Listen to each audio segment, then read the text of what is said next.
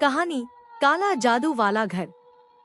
गांव के एक कोने में, जहां पेड़ों की छाया हमेशा अंधेरे में डूबी रहती थी, वहां एक पुराना टूटा फूटा और रहस्यमय घर खड़ा था। लोग उसे काला जादू वाला घर कहते थे।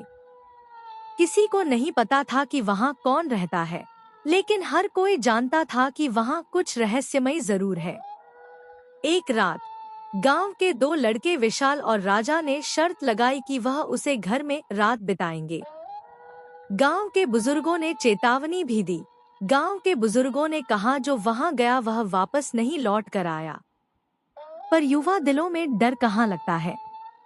जैसे ही वह दरवाजा खोलकर रहस्यमय घर के अंदर घुसे, तो एक ठंडी हवा का झोंका लगा और दरवाजा अपने आप बंद हो गया।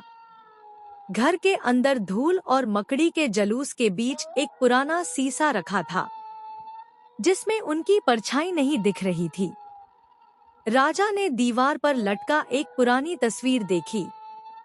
एक और है जिसकी आंखें सीधी और उनकी तरफ देख रही थी। पर जैसे ही विशाल ने टॉर्च उसे पर डाली, तस्वीर में से औरत की आंखें बंद हो गई। अंदर एक अलमारी में उन्हें एक मोटी, काली और रहस्यमय किताब मिली। उसे किताब का नाम तंत्र विद्या रक्त का जादू था। उन दोनों ने जैसे ही किताब खोली, कमरे में एक दिया अपने आप जल उठा और पीछे की दीवार पर छाया में एक आकृति बनने लगी। एक बुद्धि तांत्रिक महिला की, और उसके आंखों से कुछ लाल रंग की रोशनी निकल रही थी।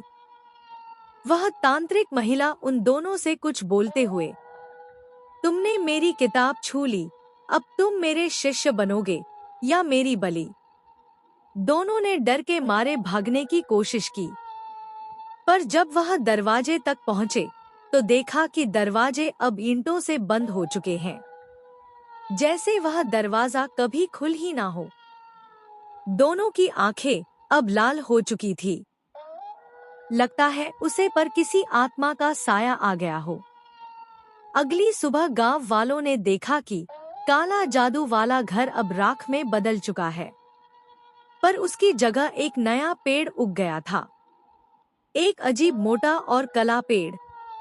कहते हैं हर अमावस्या की रात उसे पेड़ के नीचे से किताब खोलने की आवाज आती है, और कोई तो वहां हंसता है, पर वह हंसी इंसान की नहीं होती बल्कि एक भूतिया तांत्रिक महिला की होती है।